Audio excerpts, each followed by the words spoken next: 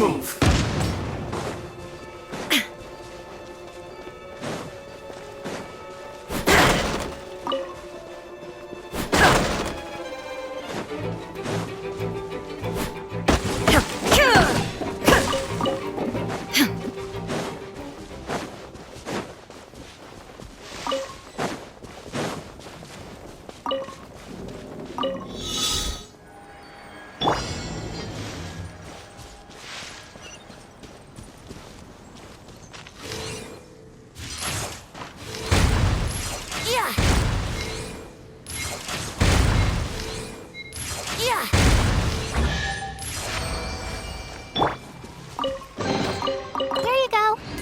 It all into a bag for you.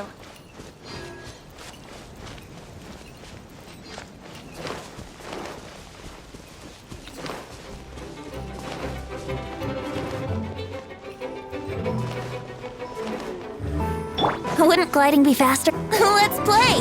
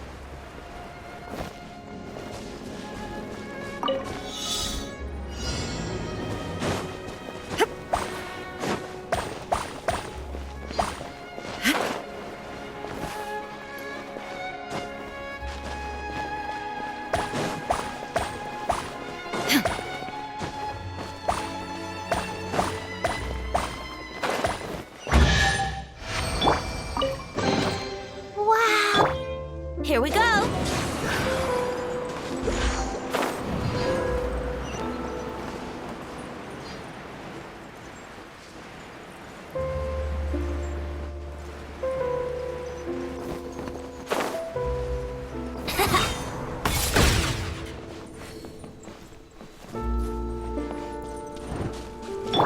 I've been waiting. Body and mind. No, my sword! Please hold for just a moment. Time for takeoff. There is no escape!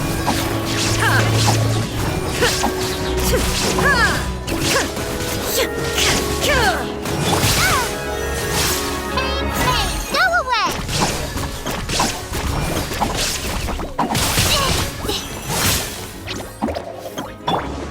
Rain outlines your fate. Pardon me. Rain cutter.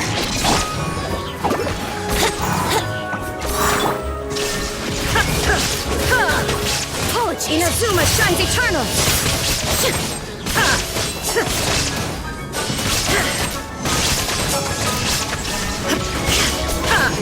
Look out! Ready, go! Don't be scared! Please hold for just Think you can get away? shine down!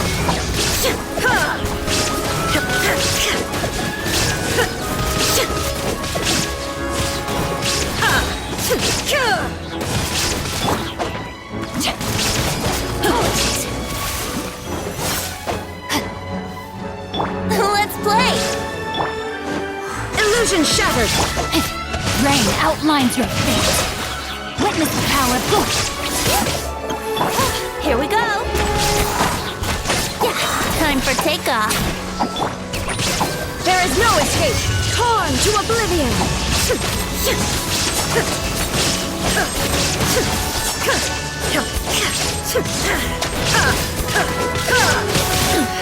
Insolent! Illusion shattered! Please hold. Don't be scared! Inazuma shines eternal!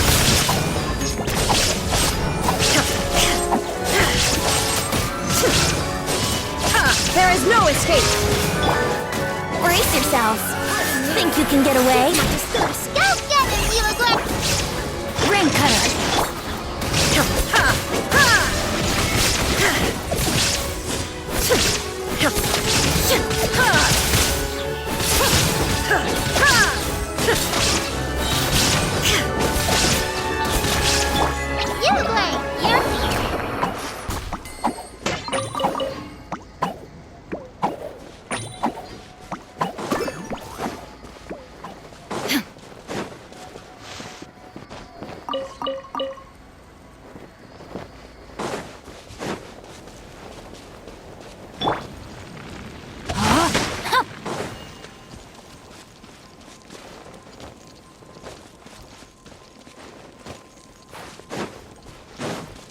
Body and mind.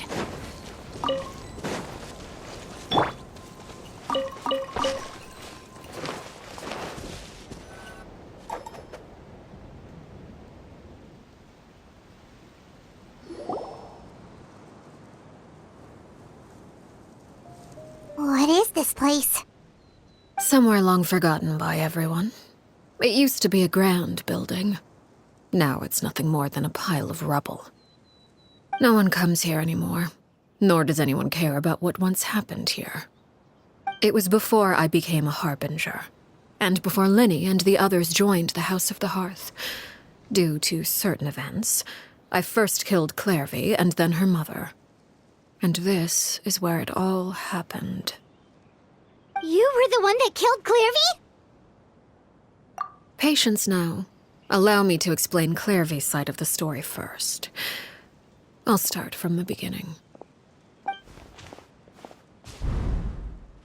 Clairvy was 6 years old when she was brought by her mother, Crucibina, to live in the House of the Hearth. From the outside, it seemed like a fairy tale. A thriving family made up of kind adults and friendly children. Crucibina was the knave at that time, and the House of the Hearth was under her control.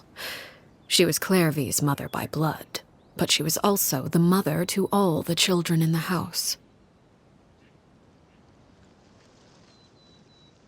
Clairvy was happy here, for a time. But she quickly realized that being part of this family wasn't a fairy tale at all. It was a... Purgatory? Exactly. The House of the Hearth takes in war orphans from all over Tevat. But as for how to raise them, that depends entirely on the person in charge. Crucibina came up with a novel idea. She would teach the children to fight, force them to duel each other, and then crown as the king of the house the child who proved themselves most worthy of inheriting her title. It's difficult to estimate the number of children who died or were maimed in the process. There's little I can say about the ones who died. The ones that emerged with permanent injuries, on the other hand, well, they still served a purpose. They would be handed over to the doctor to be experimented on, or sent away on dangerous missions. Nothing more than tools to be used and then discarded. So those were the experiments Clairvy was talking about. But what actually happened to her? You said that Clairvy was Crucibina's daughter, so if Clairvy tried to convince her to stop what she was doing, Crucibina probably would have listened, right? Despite being Clairvy's mother, Crucibina cared little for her daughter. She forced Clairvy to join the House of the Hearth only as a means to demonstrate her own impartiality as a mother, to prove that she treated all her children equally. Clairvy did try to convince her mother to change her ways, but it was to no avail. After her efforts failed, the only other option was to rise up and try to fight back. Unfortunately, the other children had already been thoroughly indoctrinated into the illusion of happiness Crucibina had created. Of course, there was one exception.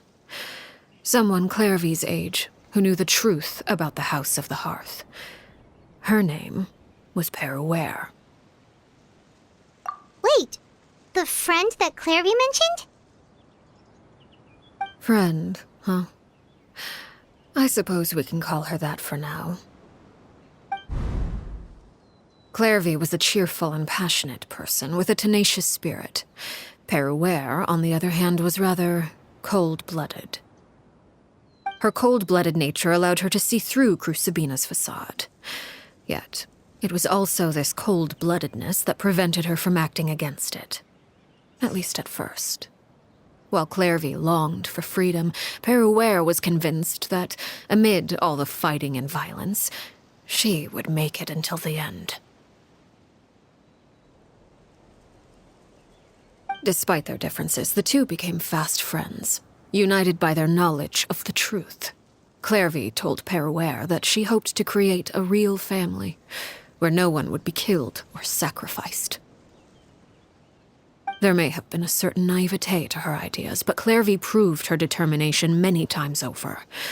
She tried countless times to run away, ask for help, or expose the truth. But her efforts only earned her beating after beating. Even with her body racked with pain, she would still stand on her tiptoes and open the window at night.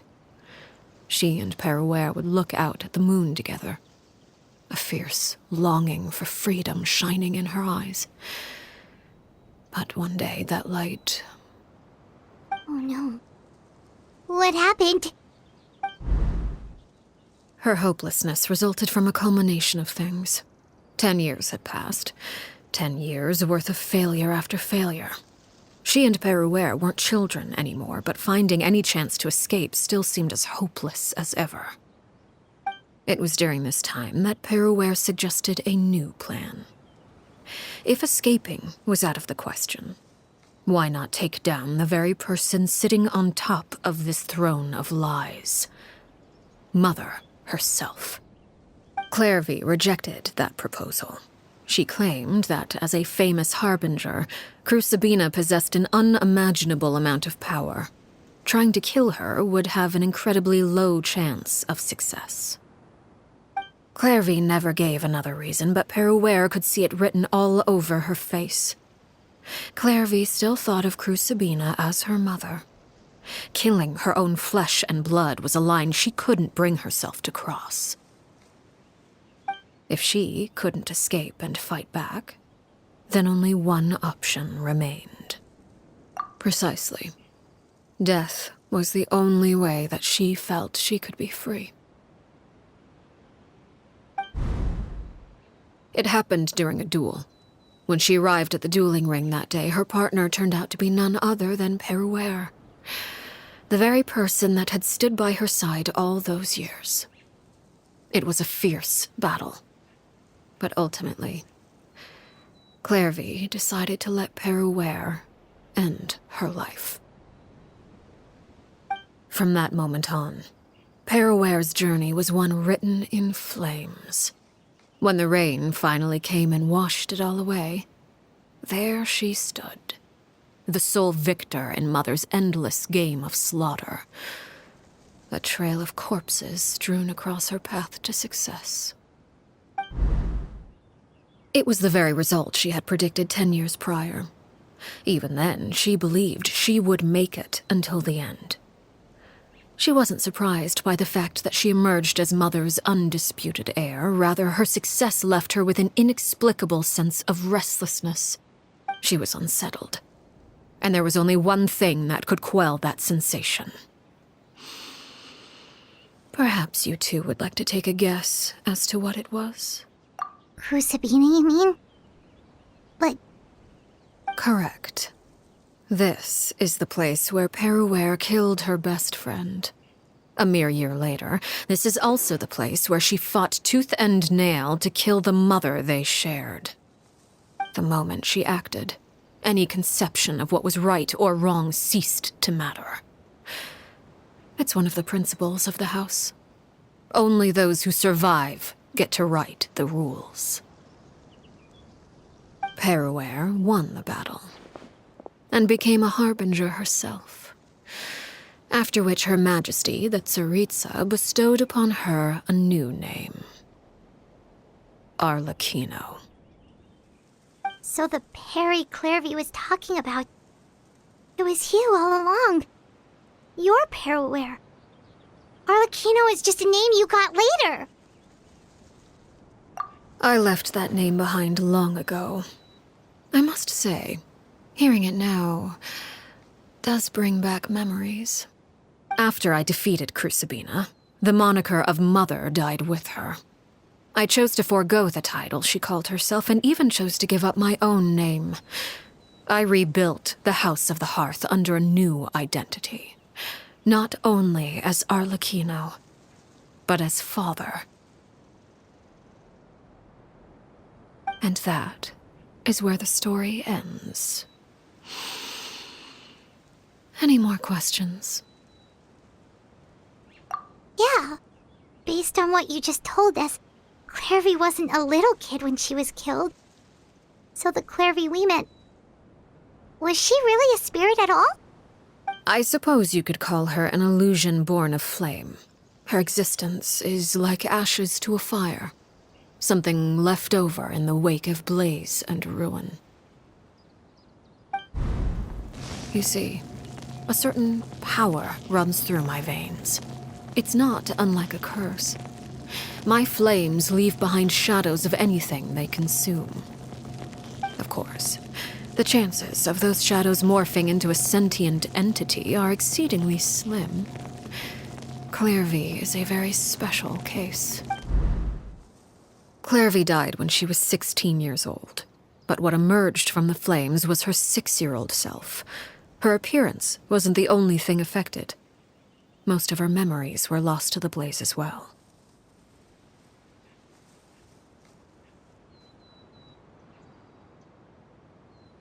Memory is a mysterious thing indeed. Losing a portion of your memories will alter your sense of self. Lose 10 years' worth, however, and it would be like living in the past. Like returning to a version of yourself that never grew up. No wonder Paimon got such a weird feeling when we were talking to her. Perhaps I should put it this way. Clairvy is someone trapped in time.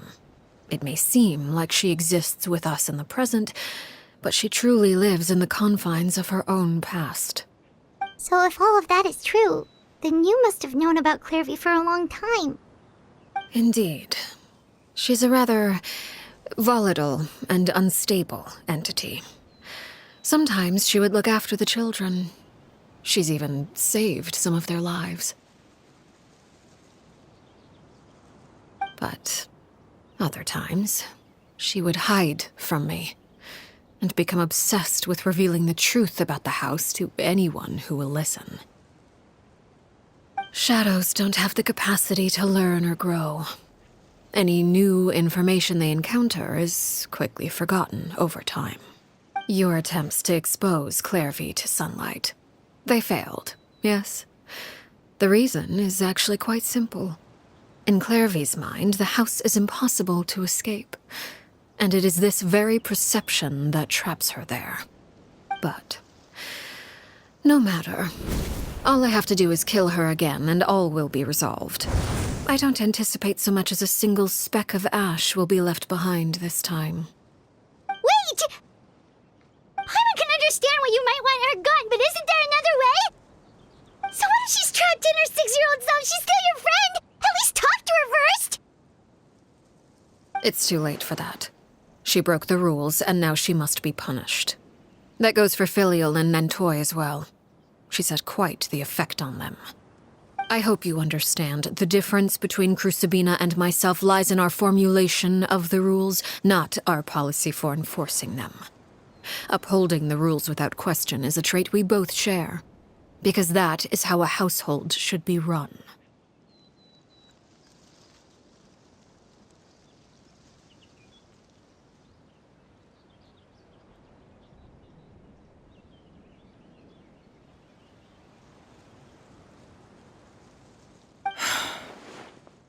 Is this really what you want to do? Whatever could you mean? Don't you want to say a proper goodbye at least? Whether as a killer or as a father, there are two things that must be avoided at all costs: anger and sorrow.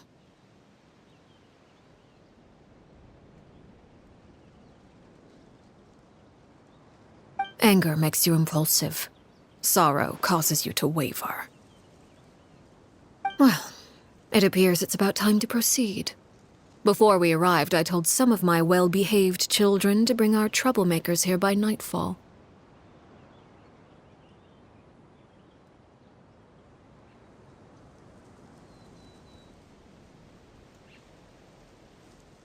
I do believe I've kept my end of the deal.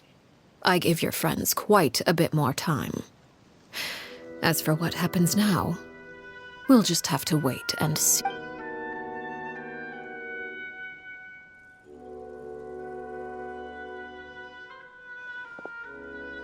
Here they are, Father. Ah, you gonna execute him? Seeing something like that would actually be a first for me. Lenny! I'm sorry. I heard about how you helped buy us more time, but I still failed. I couldn't find a way to fulfill her wish. Huh? Are you... Perry? Indeed, it's been a while, Clairvy. Perry! Shh, stay right there. I'm sorry to postpone our reunion, but first I believe certain scores need settling.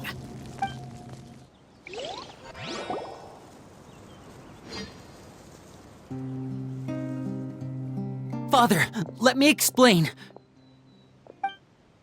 Out of my way. Father! You chose to conceal a threat to the house, and for that, you must be punished. Overall, however, I suppose your wrongdoing is hardly the most egregious of the bunch, so I'll deal with your punishments later. As for right now, the more pressing concerns are the traitors among us. By traitors? Do you mean us? Father, let me explain. We didn't mean to... Fultz, why don't you share what you heard? Yes, Father. Secret midnight meeting number 3. Participants, Filial, Nantoy, Sato, Toddy. Nantoy clearly said, if only Father wasn't the one who took us in. Sato added, I'm sick of this life. I just want to live as a normal person. Filial was the worst of them all. She called us crazies and said a bunch of mean things about Father. I did not! You're lying! Fultz is trying to frame us. It's not like I'm the only one who heard those things. After that, you and Toddy and a bunch of other people started talking about Clairvy. You were using all those things Clairvy brought up as an excuse to question Father.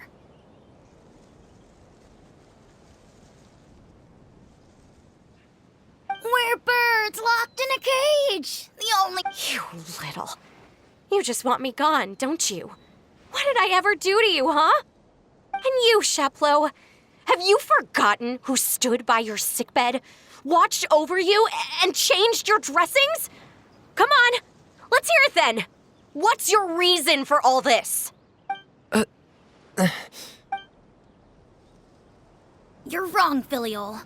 We don't want you to die. You're our family. Liar. You wouldn't be doing this if that were the case. So why? Why have you backed us into a corner? We all live in the House of the Hearth. You know the type of work we do, Filial. A single betrayal can cost dozens of us our lives. It's not like it's never happened before. That kind of thing is hard to forget. That's why the House of the Hearth cannot tolerate any form of betrayal. Ever since we came to Poisson, you've had 7 secret meetings. A lot of the things you talked about really crossed the line. You've been spying on us for half a month? Wait a second. Now that I think about it, the move to Poisson was just a way to make it easier to spy on us, wasn't it? Because we were all in one place. You've had this planned all along. Filial, Nantoy, I'm sorry. I owe you both my life. I owe Clairvy too. If it weren't for all your help after I got poisoned, I wouldn't be standing here today. If this were any other situation, I would do anything to repay that kindness, even if it cost me my life. But rules are rules. I'm sorry. Why? That's enough, Filial. We made a mistake, and we should own up to it. We broke the rules, plain and simple. I'm sorry, Chaplot. Foltz. I'm sorry, Father. We accept. Chaplot, according to the rules of the House of the Hearth. All those who betray the house pay with their lives. And so it shall be.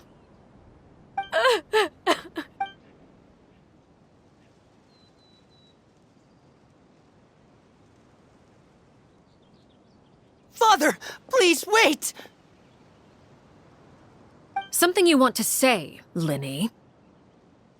Please reconsider, Father. What Filial and the others did, does it really count as betrayal? We all come from broken families. From the very first day we joined the House of the Hearth, we wanted nothing more than to make it a real home. But the truth is, none of us know what a real home should look like. I'm not saying I have all the answers. All I know is this. Killing Filial and the others may uphold the rules, but doing so will only bring us further away from being a real family than we've ever been. So please, Father, please reconsider. I agree with Linny. Father, please.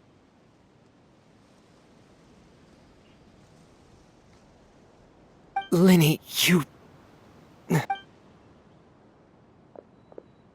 I also agree with Linny. An order once given cannot be rescinded. However, given the extent of your determination, I suppose we shall have to go about this a different way. Draw your weapons, and Our weapons? Father, are you referring to a duel? Precisely. The rules of the house will not be altered. Traitors must be punished. However, resolving disputes with a duel is also one of our rules, one that also applies to me. Demonstrate a sufficient showing of strength, and I shall offer a concession.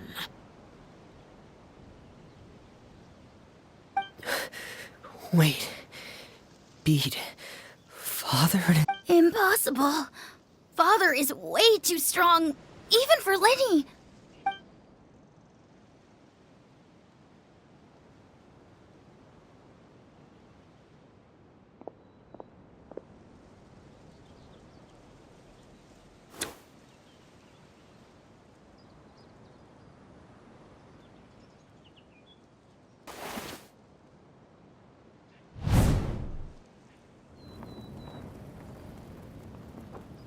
Did you hear that, Traveler?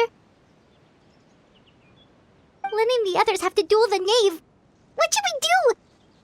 If they lose, those people from the house are really gonna be executed. Hey, are you listening?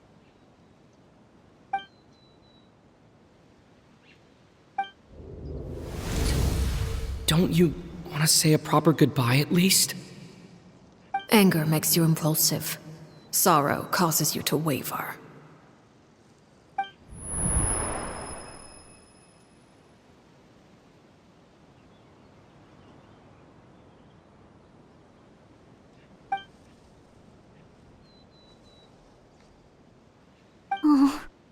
Looking at that expression on her face, she seems really serious about this. Guess that means there's no